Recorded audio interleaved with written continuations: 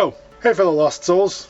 Welcome once again to the 10th World. On this channel, I discuss the factions that build, design, and engineer the worlds we explore in our games, movies, and stories. Today is all about building, in both Valheim and in long ages past. After all, there's more to building than just having a roof over your head. Valheim's got an amazing build system. You've got a lot of room to be creative. As a warning, this video will contain spoilers for the story of Valheim. Alright, let's get into it. When the wind whips past us and we wake up on cold stone beneath us, we notice that we're in a place that at first might look a little like the place we left behind. Whatever battle killed us is gone, and past the high stones of the circle, we see waving grass and distant trees. The sound of waves lapping at the shore is peaceful, but something tells us that the calm is an illusion. We feel eyes on us, voices on the wind, the sudden flutter of wings and the calls of a raven who now stands before us. He tells us of this place, and of the stones and the Forsaken, how we have to grow strong and face them if we want to claim our place in Valhalla. Above us, the roots of Yggdrasil, the world tree, stretch across the sky, twisting and curving in every direction. We are in the 10th world, and we must prepare to face the creatures imprisoned here by Odin himself long ago. But first, we have to survive. The wind pulls at our hair, the rain comes and chills us to our bones.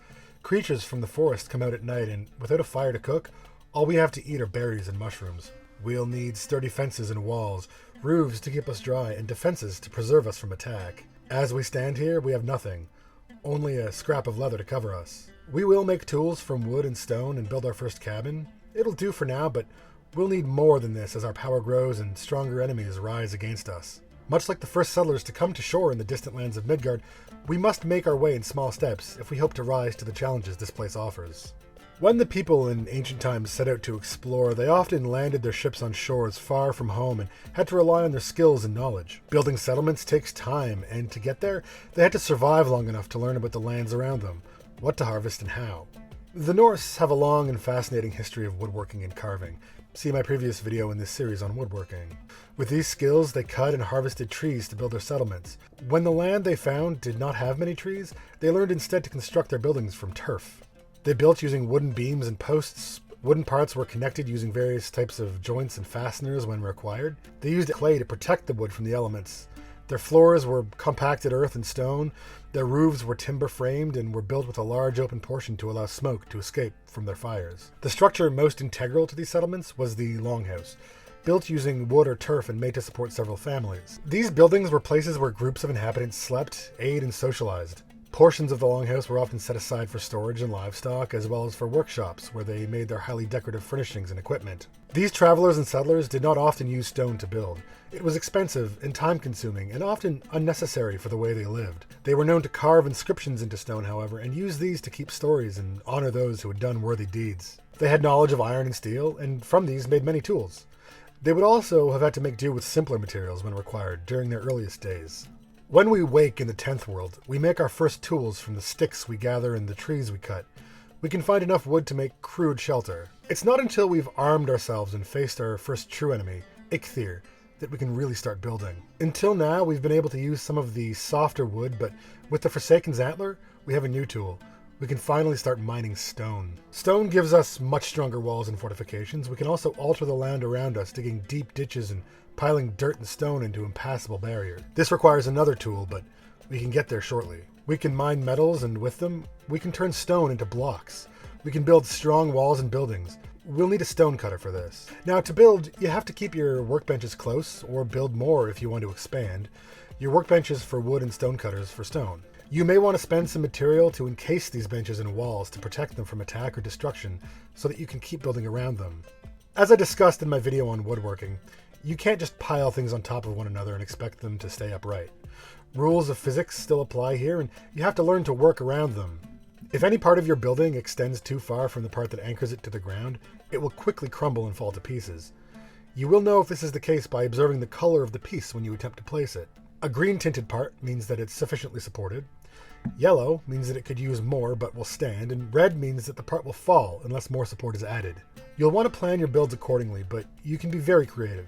Build castles and battlements, tiered palaces, and roaring taverns. You'll have to create ways for smoke to escape without letting the rain in. There are many ways to do this. Chimneys made from wood and stone are best, but if you like, you can just make a hole somewhere above the source and the smoke will find its way out, so long as the hole is big enough and isn't blocked by anything. You'll need to protect your wooden structures, building roofs over them or they'll become worn with the weather. Worn or damaged structures are much easier for enemies to knock down. Make sure you're going around from time to time and repairing parts that begin to wear. You'll regret it if a Grey Dwarf brute comes in and smashes it to pieces. Roof pieces come in many forms, from pieces angled to varying degrees to inner and outer corner pieces, which allow for complex designs. Roofs can also be decorated with crossed wooden beams or the heads of beasts, for instance. Stone doesn't age like wood does, so once you can, it's wise to begin using it to build some of your defenses. You can also move the earth. Cutting deep trenches and ditches around your base can keep enemies at a distance. Just be sure not to get stuck in your own ditch. You can use harvested stone to raise mounds of earth as well, and these can be raised to protect your walls from direct attack. You can raise your base up as well on a wide platform and look down on your enemies from height and fire at them with your arrows while they try in vain to reach you. As you learn to use new materials, you'll be able to make new parts, from structural pieces to decorations and furniture. You can make wooden beams reinforced with iron for stronger buildings. In time, you'll learn to make mead. You'll have a farm and a workshop. You'll want to separate things a bit. Another thing to consider is smoke. Your main form of heat and light comes from fire in one way or another. Fire makes smoke, and if you don't take care, using chimneys as I discussed earlier, the smoke will fill your buildings. Once you have some security, you'll need to begin preparing for your next fight. You'll be here for some time, and that means you'll want to take your house and turn it into a home. Your walls protect you from the dangers of the world. They're the boundaries between the outside and the inside space, both materially and metaphorically. The door, in ancient times, was a portal between the inside and the outside, and the threshold was often treated with reverence and protected by artifacts, spells, and rituals. The home was a place where the dead kept watch, and in death were transported through doors to the underworld. Doors could take you from inside to outside, but they could also take you from the land of the living to the land of the dead, from here to there, from the material to the spiritual. They were built of wood and iron and often engraved or protected by inscriptions and carvings. The central area of a longhouse provided space for food preparation. Here was their fire, over which they hung cauldrons and kettles. As I mentioned earlier, they didn't build chimneys as we would today. Smoke was allowed to exit through openings in the roof. These would sometimes let in the weather, of course. Sometimes they had much to eat and sometimes little. This is the fickle nature of living far from more settled spaces. If you want to survive in the 10th world, you'll also need to eat. Don't think that because you have died, you're immune to hunger. Your first food will be berries picked from bushes nearby and mushrooms growing on the ground in the forest. These foods will sustain you for a time, but they won't give you the strength or stamina that you need. You'll have to hunt, and once you've killed, you have to cook your meat.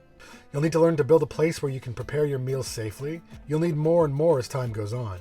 Your first kitchen will be a small spit over an open fire. You'll have a roof over it to keep the rain off, but not much else. Maybe a wall or two. You can roast your meat and cook your foods here, but in time, you'll need more. You'll need to store your surplus supplies. They'll not all fit in your inventory.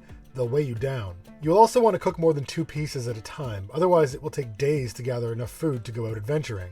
As your buildings become bigger and your defenses stronger, you'll want to build a real kitchen. Your space has to be large, as you'll need many fires. You'll at first know how to make only small fire pits, but in time you can make large hearths, and these will take up much more space. They'll also make a lot of smoke, and you'll have to plan for chimneys accordingly. Roasted meat's not the only food you'll need to make, though. You'll need to farm vegetables, and from these you can make many new meals like stews and sauces. With a large cauldron, you can make other foods, and these grant more health and stamina. You'll also learn how to brew mead, and this you'll require to survive in the haunted swamps, frozen mountains, and strange magical lands you'll encounter. You'll need to make a fermenter, and once you farm some honey, you can begin to brew. Meads come in several varieties, and they'll grant you strength, heal your wounds, and protect you from the elements. Your meadery will need a roof and proper cover, or you'll not be able to use your equipment. All of these new buildings require protection, though. The things that come out of the forest will tear down your walls and smash all that you've built if you can't defend it. The settlers from the Norselands did not often use stone to build fortifications, but they were knowledgeable about how to use the landscape to their advantage. By raising earthen ramparts and digging ditches in the landscape, they were able to create more readily defensible areas on which to build their homes and fortresses. These places would eventually become towns, surrounded by palisade walls made from wooden posts that were well defended from attack. Your first form of defense will be your walls. They'll keep the wildlife and the Forsaken back for a time. Once you've grown in power, they'll be compelled to attack you in greater numbers, and then your walls will crumble quickly. These raids will target bases, which means that if you're wandering the forest alone, then they'll not occur, but if you're near a campfire, bed, and workbench, you'll be at risk. You will need to have defenses built to withstand these attacks. They'll generally last several minutes before the creatures cease their rampage and return to the forest. You'll be warned by words from the gods flashing on your screen when an attack is beginning, and you must hope that your walls are strong, your steel sharp, your shield firm, and your arrows ready to be loosed. At first, you'll be attacked by simple forest creatures. These are usually easy to fight off, but be wary. They will defeat you if you aren't prepared for the fight. Walls kept in good repair, a good shield, and a strong weapon will see you through such an attack. Once you've prepared yourself to fight the first of the great Forsaken creatures, your power will attract creatures from deeper in the woods, creatures with more magic and more strength. You'll find your home attacked by greylings, grey dwarfs, and grey dwarf brutes. These attacks are more difficult to defend. If a brute gets past your walls, it'll do untold damage to your buildings and your tools. You should by this time have fortified your defenses, perhaps using several layers of walls. You'll also by this time be able to move the earth and create earthworks and ditches which can keep you safe from the hordes of creatures. A bow will be needed to take down as many as you can before they reach your walls, and once they do, you'll have to defend yourself until their attack is done. Once you've killed the second of the Great Forsaken, you'll be assailed by hordes of walking dead. Draugr and skeletons will come. These are the minions of Bone Mass, the being whom you must kill next to stop them. You'll want to be sure that in addition to well laid out fortifications, you have fire and are well armored and prepared to dodge and block attacks, which you must do if these creatures breach your defenses. You will eventually find yourself being attacked by creatures from the mountains. The mighty drakes will fly overhead, and their icy blasts are particularly dangerous in wet conditions. You have to be prepared to dodge their attacks. You should prepare with a sturdy bow and plenty of arrows to fell these beasts. Once you've defeated the Lord of the Drakes, you'll be set upon by Fulings. These beings wield all manner of weapons, and their tactics can put you in great danger. Your walls must be strong, your earthworks high, your ditches should be dug deep into the ground, and with a good bow and plenty of arrows, you may keep them at bay for a time. Be prepared though. Should they get through, they're smart and can attack you from range. You're not safe, even behind a high wall if they get close enough. In addition, you may face other types of raids, from trolls to ooze monsters. These come as retaliation for entering the wilds and killing these creatures. Their kin may rise in anger, and you must be prepared to fight them off. In addition to your walls, your armor, and your weapons, you'll need other things to keep you supplied for these battles. You have to be well stocked with food and meads of various types. Being well fed and rested prior to a raid will help you to stay alive much longer and fight more fiercely. Your house as well must not just be a house, it must be, at least to you, a home where you can rest. The Longhouse was very much a place of rest for the ancient settlers and explorers. They were masters of wood and cloth and could build many beautiful things. They carved the forms of animals and gods into their wooden furnishings and carved their stories into stone. From wood and iron, they crafted chests and boxes to store their tools and items. Some of these they carved with inscriptions against theft or intrusion. Foods were smoked or preserved and kept in wooden vats and vessels or hung somewhere dry to keep them as long as possible. Storage and organization were important, especially when the home was designed to be functional and restful. In your exploration of the 10th world, you'll gather many things. You can't carry them with you at all times, and you'll need to build places where you can store them. Much of your building material can be stored by creating stacks, and these placed near your build site for easy access. You'll want to take advantage of this system to save space in your storage containers. The first storage containers you can build, and likely the most numerous, are wooden chests. These take a small amount of wood to make, and you can craft many and place them where they're needed. They can contain a small number of items, though. With enough of them, you'll never run out of space. They have the effect of not degrading when exposed to weather, which means that you can build them outside without worrying about losing them. Like with chests, you may also build barrels, if you can purchase barrel hoops from the merchant Haldor in the Black Forest. They carry a little more space than chests, and also don't degrade in rain. As you progress and discover the secrets of working iron and later black metal, you'll learn to make bigger chests and stronger ones that can store many more goods. You'll want to have several of these if you consistently bring back trinkets and items from your adventures. Building storehouses where your chests can be organized is a wise decision. You have to ensure that this building is secure during raids, but the ease of organization is worth the effort. Hiding items away in chests and containers is one way to store them, but what if you, like our ancestors, wish to put your items on display? Your hard-fought battles deserve trophies hung on walls, and your skills at crafting are worthy of display. Armor stands allow you to display full sets of armor. They can stand within an armory or as a decoration inside your home if you want. Item stands allow you to display items on the walls of your home. Hang your battle-dented shield, your notched sword, or the head of a foe taken in combat. Furnishing your home will make your space more comfortable for you and your guests. Should you discover other travelers of the 10th world to aid you in your journeys, you'll want to offer them a place to stay and rest. The types of furnishings you can produce here are many and varied, but among the most important will be your bed. Your bed provides rest after a long day of fighting and building. It also anchors you in the world. When you succumb to death in battle, you'll awake again near your bed. Chairs and tables also provide a place to store items and rest your bones before a warm fire. You can fill your home with all sorts of things, from rugs and banners, candles and braziers, seasonal decorations, and the bones of ancient beasts. Your space can be unique, and it's a place where you should feel at rest. After you've rested, it's time to work, and there was much work to do for the Norse peoples to maintain their settlement. They had to master many arts, like blacksmithing, boat building, weaving, woodworking, leather crafting. Without these professions, they wouldn't have been able to survive so far from their own settled lands. Space was set aside in their homes for these crafts, not just for the preparation of food, but for making the goods they needed to keep their populations comfortable and safe. Blacksmiths would need space to work. Their forges were loud and dirty, though they produced many necessities such as weapons, tools, and armor, as well as hooks and nails for building. Space must be well organized, and the life of a settlement had to flow around these places, like water flowing around a stone. You will have many materials gathered in your time, and many new skills and ways to use them. You will find, however, that you'll need a space to work that's convenient, a place where your tools are ready and you can work efficiently when you want to start building on a larger scale. It's advisable that you spend some time thinking about where and how you want to build a workspace when designing your home.